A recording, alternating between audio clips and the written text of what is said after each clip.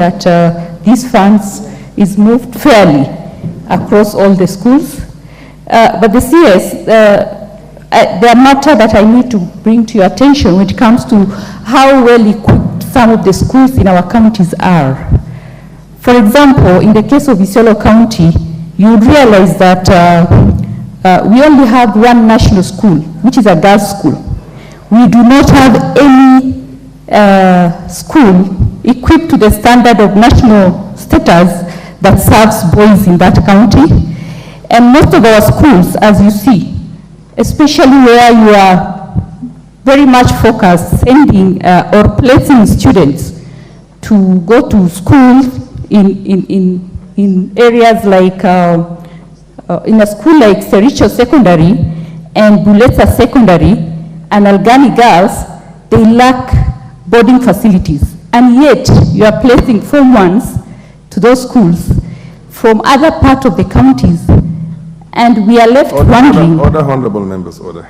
Honorable members, if I understood the rules very well, this is a question and answer. You have a small opportunity to build up a background for a question, but not make a long statement on all the shopping list you have out there. So you can say in view of such and such and such, and then you ask a question. Thank you. Thank you, Chair. All I'm trying to ask is how to take care of schools where they are not well equipped, the infrastructure is not to the standard that is expected. For the case of Isiolo, we only have one girls' national school. We don't have a boys' school. Secondly, low-cost boarding. The funding that is supposed to low-cost boarding, to go to low-cost boarding that is serving the ASAL counties very well, has gone down dramatically. We really want to understand why. Why? Because the reason why this concept was established in the first place is in line with the livelihood styles of these pastoralists. Because of the mobility, access, retention, and completion was a problem. So if you drop funding low-cost boarding, yes, where do you expect these children to go? Lastly, Mr. Speaker, as you're aware, last El Nino affected so many schools. There are villages that were submerged. There are schools that were completely destroyed. Some villages opted to move to higher ground. There are no facilities in terms of learning to happen in those villages.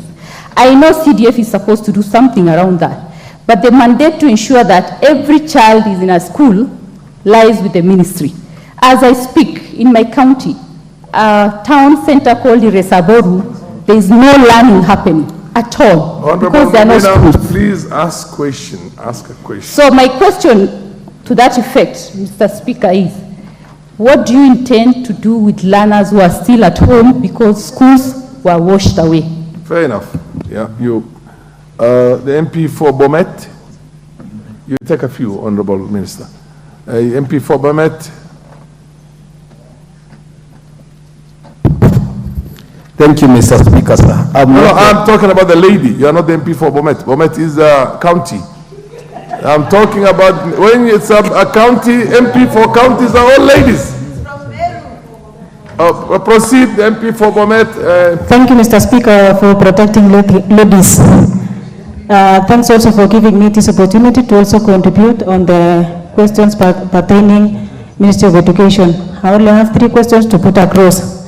One is about the issue of capitation.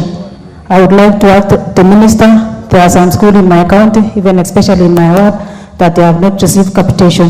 Secondly is about the JSS, that is junior secondary schools. In my county also, there are some schools which has not been registered, and the learners are in class, despite meeting all the requirements, they has not been registered. Thirdly is about the localization. You realize in our county again, and I know even in many other counties, some of the teachers have been posted in very far away from home. Like today, they are breaking for half term. You see, some of them they took even 1 week to travel from where they are to home. So we would like to really seek the clarification. Despite looking for those transfers, they have not been considered. Thank you, Mr. Speaker, for giving me this chance. Thank you.